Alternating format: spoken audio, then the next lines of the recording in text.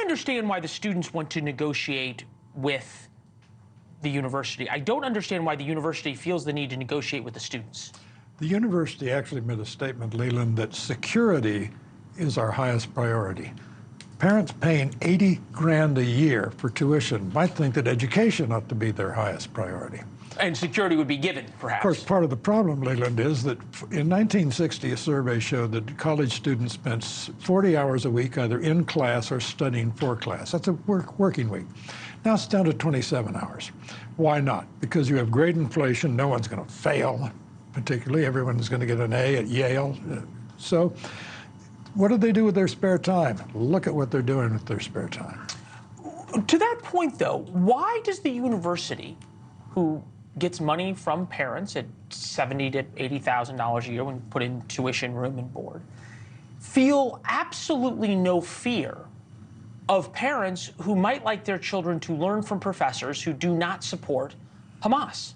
Yeah, well, a lot of parents simply pony up the money to get the prestige, the credential, the momentum for their children, and learning is secondary, I'm afraid.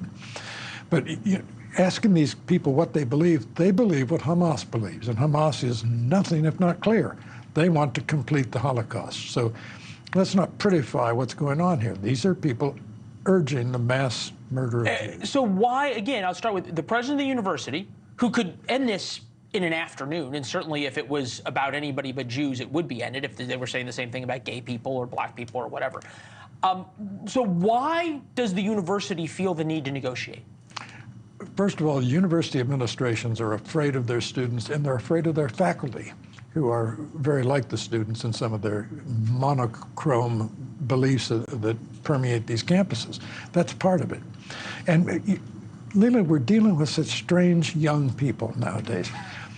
One of these children who was expelled from his dorm because of this says, now I have to go out and find a rental apartment that will tolerate my emotional support rabbit. I'm not making this up. Yeah. He has a bunny. Yeah, he has a bunny that he brings to protest, the protest bunny. Quote from Hassan Nasrallah, the Hezbollah leader. Today, what many people are demonstrating in America are doing, of course, we should salute them and be grateful to them.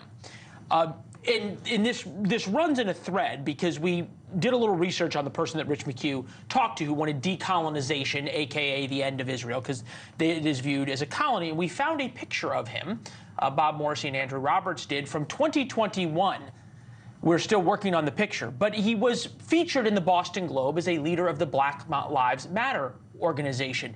And if you put these two groups together and you kind of go distill them down, Black Lives Matter was never about black lives. The pro-Palestine group is not really about Palestinians. They are about tearing down Western institutions, capital L, liberal democracies. Why is that not recognized?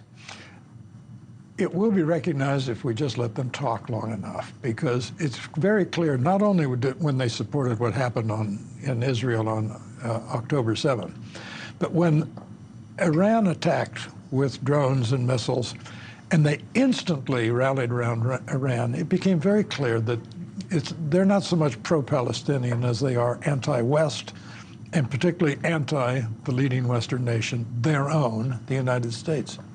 Yeah, it does say something, and maybe something good about America, that even people who hate America and profess to hate America still enjoy staying here rather than going back to, say, Gaza or one of these other places.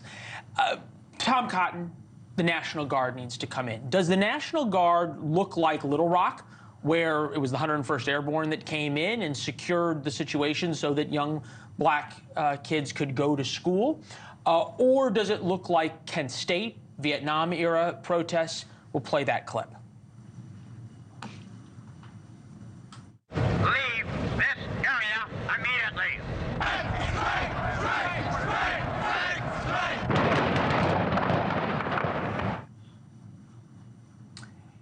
In some ways, and there's really no similarities between the anti-war protests and what we're seeing right now, but without an administration that wants to change things, sending in the National Guard may not do any good. It won't do good, and it will also violate fundamental principles of federalism. There's no reason to believe that the local authorities, A, are unwilling to, and B, incapable of restoring order on that campus. In Little Rock, you had the governor of the state, and all the local authorities were against enforcing federal law. That's what forced Dwight Eisenhower's hand in sending in the paratroopers. There's no need for this, and we shouldn't federalize this. This is a local law and order. Look, in the NYPD, when they were asked to clear out NYU, they did it in 30 minutes. So it's not as though they can't, it's whether they're invited onto Columbia's property. And this is not a free speech issue, in fact.